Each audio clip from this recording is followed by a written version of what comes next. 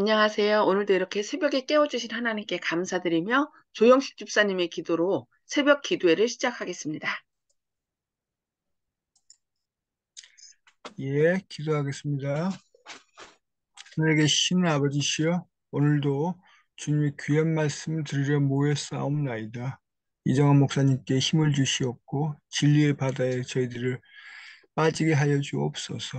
오늘도 힘차게 출발할 수 있도록 은혜를 구하옵나이다. 성령 하나님의 인도하심을 요차 우리 아버지 여호와 하나님께 예수 그리스도 이름으로 기도 올려옵나이다. 아멘. 아멘. 감사합니다. 오늘은 실물교훈 29장 열처녀의 비유 두 번째 부분을 함께 말씀을 살펴보도록 하겠습니다.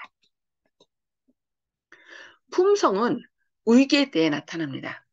보라, 신랑이로다, 맞으러 나오라 하는 긴장된 소리가 들리고 졸던 처녀들이 잠을 깨었을 때에 누가 준비되었는지를 알게 되었습니다. 기다리는 처녀들은 나와 맞으라는 소리를 갑자기 듣게 되었습니다. 그 중에 어떤 이들이 이 불의의 사태를 위해 준비하고 있었고 어떤 이들은 준비하지 못하고 있었습니다. 이와 같이 지금도 뜻밖의 재난이나 직면하게 될 어떤 사태가 생길 때에 과연 그가 하나님의 약속을 참으로 믿고 있었는지의 여부가 판명될 것이며 또 그의 마음이 은혜로 말미암아 보존되어 있는지를 드러낼 것입니다. 은혜의 시기가 끝나고 최후의 큰 시련이 임하게 될 것인데 그때 가서 심령의 부족을 채우기에는 너무 늦게 될 것입니다. 열 처녀는 이 세상 역사의 저녁에 신랑을 기다리고 있습니다. 그들은 모두 다 그리스도인이라고 주장합니다. 모두 다 초청을 받고 기름과 등을 가지고 있으며 모두 다 하나님의 일을 한다고 주장합니다. 그들 모두는 그리스도의 재림을 기다리는 것처럼 보이지만 그중 다섯은 준비되지 않았습니다. 그 다섯은 놀라고 당황하면서 연회장 밖에 있게 될 것입니다. 많은 사람들은 마지막 날, 마지막 날에 그리스도의 나라에 들어갈 권리를 주장하면서 이렇게 말할 것입니다. 우리는 주 앞에서 먹고 마셨으며 주는 또한 우리를 길거리에서 가르치셨습니다. 주여, 주여, 우리가 주의 이름으로 선지자 노릇도 하며 주의 이름으로 귀신을 쫓아내며 주의 이름으로 많은 권능을 행하지 아니하였습니까? 여기에 대하여 저가 너희에게 일러 가로되 나는 너희가 어디로서 왔는지 알지 못하노라.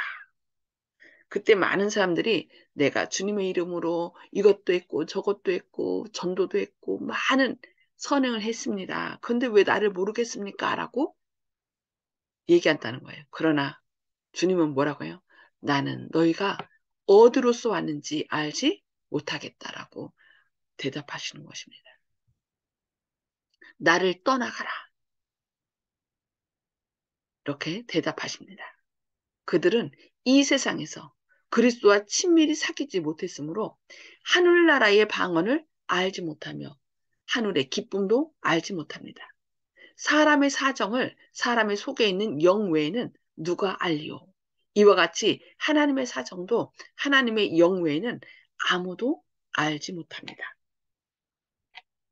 일찍이 인간의 귀에 들린 모든 말 가운데 가장 슬픈 말은 곧 내가 너희를 도무지 알지 못한다고 하는 운명의 선고일 것입니다.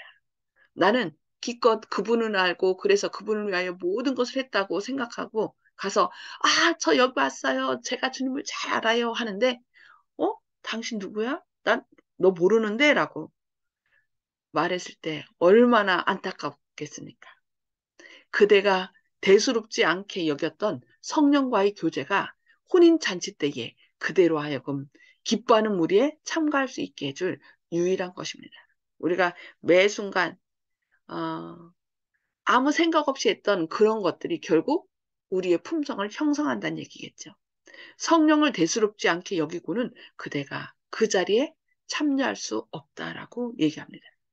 그러니까 우리가 어떤 큰 일을 내가 이거 주님을 위해 사는 일이야라고 생각했던 그 큰 일이 우리의 품성을 회복시키는 것이 아니라 우리가 알게 모르게 평상시에 소소했던 일들, 그 일들 속에 성령님께서 우리 안에 역사하시고 또 그 일들 속에서 하나님께서 우리의 품성을 회복시켜 주신다는 말씀입니다. 그 빛이 소경의 눈에 보이게 될 것이며 그 아름다운 음악이 귀머거리의 귀에는 들리게 될 것이지만 그곳의 사랑과 기쁨은 세속적으로 마비된 마음에 아무런 즐거움도 일으킬 수 없을 것입니다. 그대 자신이 천국에 들어가 어울려 살기에는 부적합하기 때문에 그대는 천국에서 제외될 것입니다. 우리는 보라 신랑이로다 라는 소리를 듣고 비로소 깨어나 텅 빈 기름병을 잡고 기름을 넣으려고 하는 그런 방법으로는 주님을 맞을 준비를 할 수 없다고 말씀하고 있습니다. 우리가 이 지상에 살 동안 그리스도를 멀리 떠난 생애를 살았다면 하늘에 가서도 그분과 교제하며 살기에는 합당치 못할 것입니다. 이 비유를 보면 슬기 있는 처녀들은 등을 가졌을 뿐 아니라 그릇에 기름을 담아 가지고 있었습니다. 그들의 등불은 기다리던 그 밤 동안 조금도 흐려지지 않고 환하게 불타오르고 있었습니다. 그 등불은 신랑을 축하하기 위하여 비추는 불빛을 더욱 환하게 해주었습니다. 어둠 속에서 비치는 이 등불은 신랑이 혼인잔치를 위하여 자기 집으로 가는 길을 환하게 비추는데 도움이 되었습니다. 이와 같이 그리스도를 따르는 자들도 성령을 통하여 어두운 이 세상에 빛을 비춰주어야 합니다. 하나님의 말씀은 빛이시며 그것을 받는 자의 생애를 변화시키는 능력이 됩니다. 여기 들러리들은 신부집으로 가는 들러리들이 아니라 어떻게 해요? 신랑 집으로 가는데 신랑이 혼인잔치를 위하여 자기 집으로 가는 길을 환하게 비치는데 도움이 되었다라고 얘기합니다. 그러니까 우리는 흔히 이 들러리들이 신부집으로 가는 들러리로 생각을 하잖아요. 그런데 그것이 아니라 여기 뭐라고 했어요?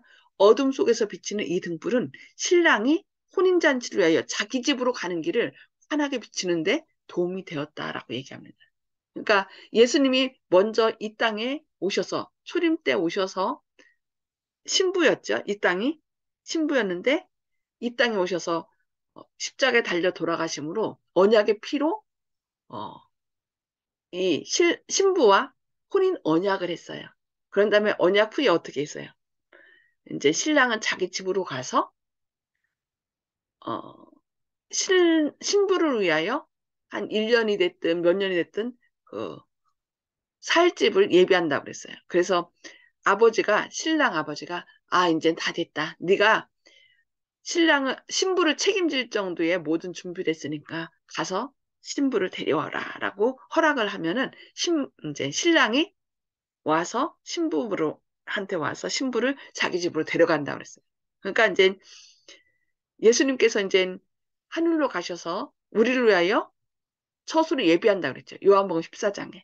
그래서 예수님이 이제 지금 천국에 가서 우리를 위하여 예비하고 계십니다. 그래서 그 예비가 다 마치면 이 땅에 와서 우리를 하늘로 데려갈 건데 우리가 이 처녀들이 해야 할 일은 신랑이 혼인잔치를 위하여 자기 집으로 가는 길을 환하게 비치는데 도움이 되었다. 그러니까 이 세상 사람들이 이제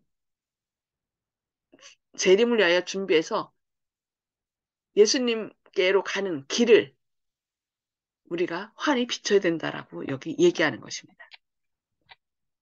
성령은 그들 마음 가운데 하나님의 말씀의 원칙을 심어주심으로써 사람들 속에 하나님의 속성을 개발시켜준다. 그러니까 우리의 역할은 뭐예요? 우리 마음 속에 성령의 불이 활활 타올라서 우리 가운데 뭘 해야 돼요? 하나님의 품성을 온전히 회복시켜야 되는 거고. 이 빛을 환하게 비춰서 다른 사람들도 어떻게 하도록? 품성을 회복할 수 있도록 그 역할을 이 슬기로운 처녀들의 역할이 바로 그 역할이라는 것입니다. 그분의 영광에 비친 그분의 품성은 예수를 따르는 자들에게서 비춰나와야 합니다. 그리하여 저희는 하나님을 영화롭게 하고 집으로 가는 신랑의 길을 비춰주며 하늘 도성으로 가는 길과 어린 양의 혼인잔치로 가는 길을 밝혀주게 됩니다. 그래서 계시록 18장에는 한 힘센 천사가 나오면서 그의 영광으로 온 땅이 환하해지더라라고 얘기해요. 그런데 그 힘센 천사는 그냥 일반 천사가 아니라 바로 예수 그리스도이십니다. 그래서 예수 그리스도의 영광으로 온 땅이 환하해진다고 얘기했는데 그것은 어, 이렇게 성령의 늦은 비 성령으로 말미암아 하나님의 품성을 회복한 사람들에 의하여 하나님의 영광이 환히 비춰지는 것을 얘기하는 것입니다. 신랑이 온 때는 가장 캄캄한 때, 즉 밤중이었습니다. 이와 같이 그리스도의 재림도 이 지상 역사의 가장 캄캄한 시대에 있을 것입니다. 지금 어떻게 도덕적으로 점점 더 타락해져 가고 있죠. 캄캄해져 가고 있어요.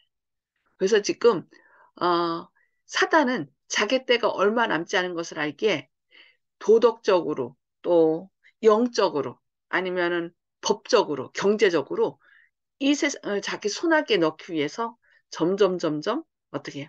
한 체계를 마련해 가면서 그 사람들을 옥죄고 있습니다. 근데 우리는 이제 점점 더 살기 좋은 것처럼 여기고 있는데 아니에요, 이제. 그 경제적으로도 지금 미국의 금리가 점점 올라가면서 점점 더 물가는 오르고 이제 경제가 침체될 것이고 그러면서 그것을 타결하는 방법으로 이제 짐승의 우상을 얘기하면서 그들의 뜻을 따르는 자에게만 이제 사거나 팔거나 할 수 있도록 그렇게 하는 캄캄한 시대가 올 것입니다. 노아와 롯 시대의 형편은 인자가 오시기 직전에 세상 형편을 잘 묘사하고 있습니다. 이 시대를 예언하는 성경절들은 사단이 모든 힘과 불의의 모든 속임으로 활동할 것을 말하고 있습니다. 그의 활동은 마지막 날에 급속도로 증가하는 어둠과 오류와 이단과 미혹으로 명백해지고 있습니다. 사단은 단지 세상을 사로잡을 뿐만 아니라 그의 속임수로 우리 주 예수 그리스도의 교회라고 자처하는 교회들을 암암리에 부패시키고 있습니다. 큰 배도는 점점 격화되어 광선이 통과할 수 없는 총담같이 캄캄한 지경에 이르게 될 것입니다. 그때는 하나님의 백성들에게 진리를 위한 시련의 밤이 될 것이며 슬픔의 밤과 핍박의 밤이 될 것입니다. 그러나 그 어두운 밤으로부터 하나님의 빛이 비치게 될 것입니다. 여기 큰 배도는 점점 격화되어 광선이 통과할 수 없는 총담같이 캄캄한 지경에 이르게 될 것이라고 얘기했습니다. 이 사단의 그 작전은 우리 교회라고 가만두지 않아요. 우리 교회 안에 예언의 신 가운데는 큰 별들이 떨어진다고 그랬어요. 그러니까 우리 교회 안에도 사람들이 지도자로 우러러봤던 사람들이 떨어질 것이고 또 이 교회 안에 많은 사람들하고 결탁하여서 또 그렇게 할 것입니다. 그러니까 우리가 사람을 보는 것이 아니라 누구를 바라봐야 돼요? 오직 예수 그리스도를 바라보고 주님께서 말씀하신 말씀으로 무장돼야 돼요. 우리 각자 스스로. 그렇지 않고서는 이 마지막 때 사단의 미혹에서 우리가 벗어날 수 없다는 것을 꼭 기억하셔서 말씀으로 무장하고 오직 예수님만을 바라봄으로 예수님의 품성을 회복해야 될 것입니다. 그는 어두운 데서 빛이 비치게 하십니다.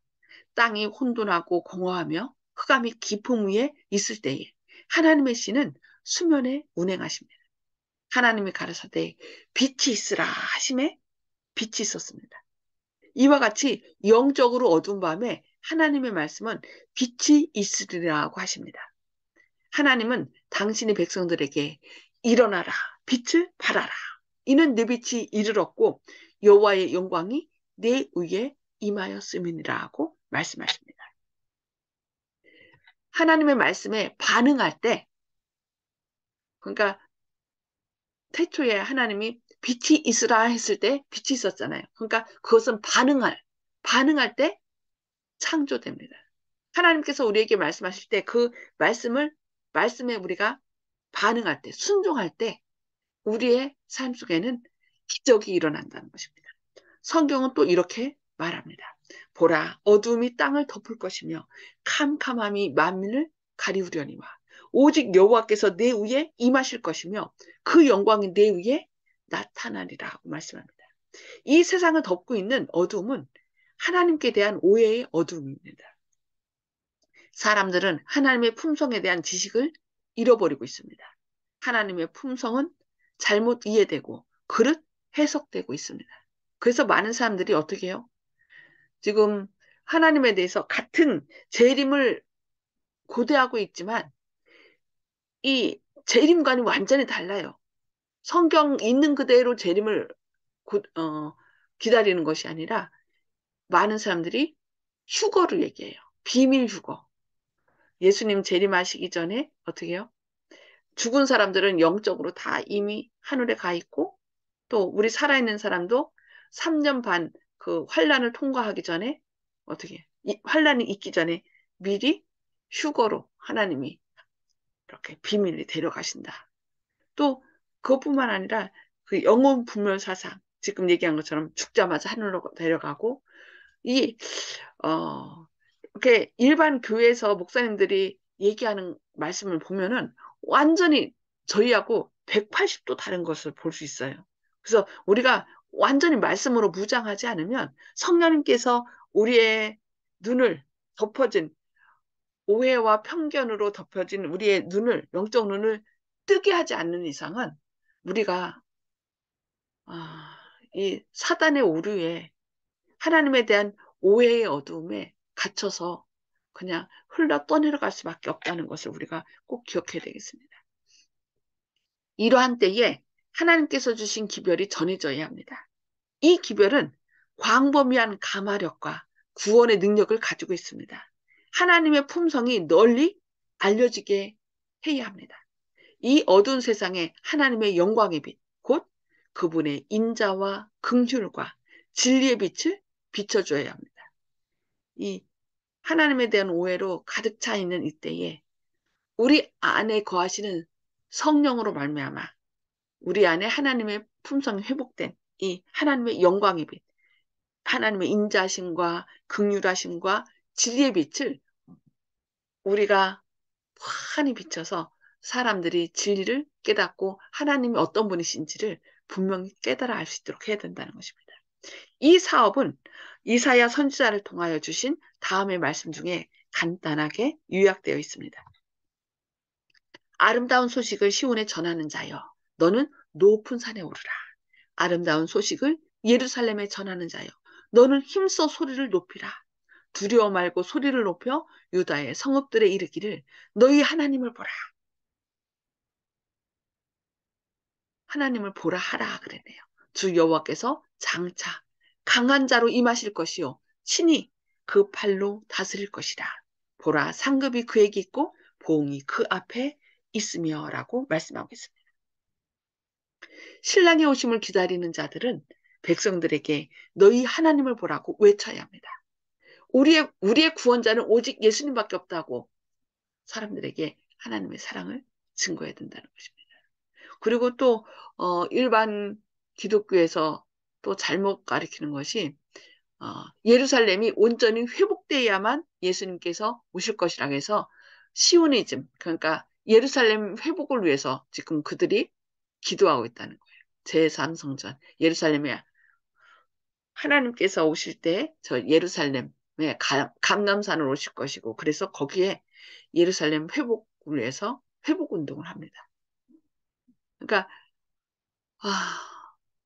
그 이스라엘 사람들도 예수님의 사랑을 받아서 예수님을 영접하여 함께 구원함에 이르러야 될 것은 사실이지만 온전히 그 유대인들이 다 회복돼서 예수님이 재림하는 것은 아닙니다. 어,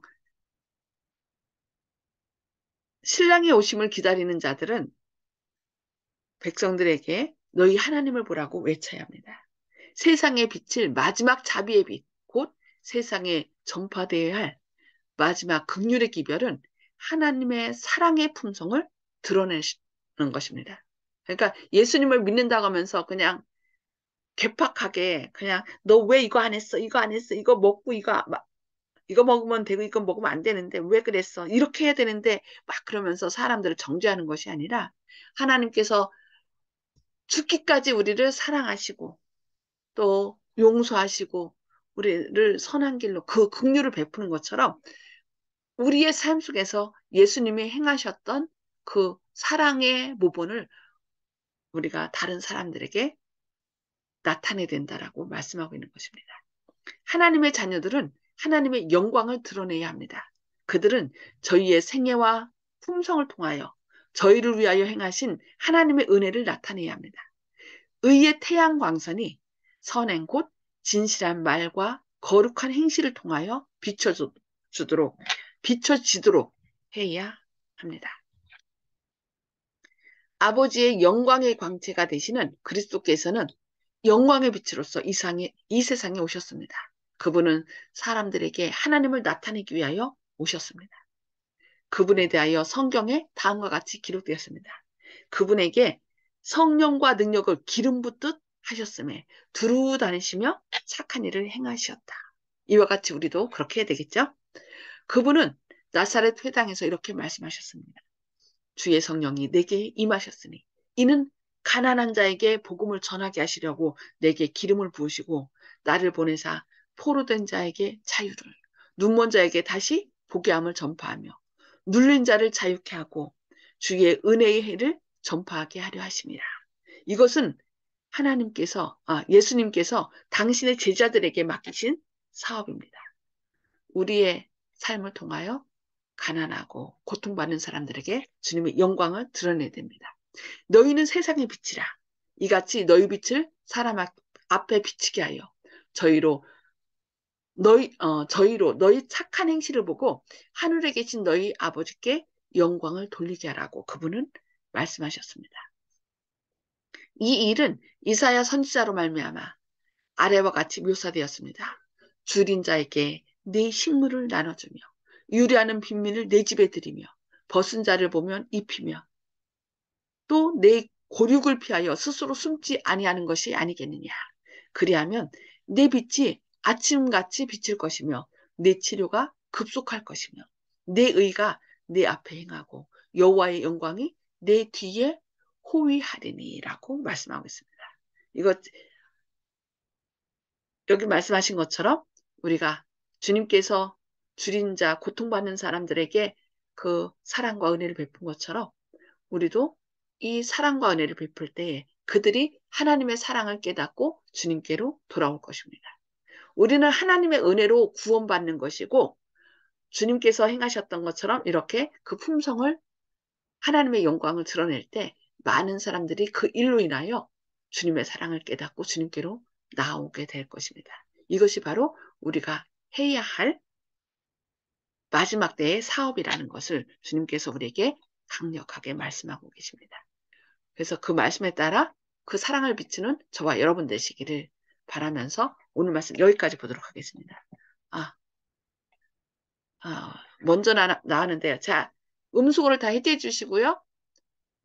시간이 몇 분 안 남았습니다. 오늘 제가 설명을 좀 길게 해서 좀 간단하게 말씀을 서로 나눠주시기 바랍니다.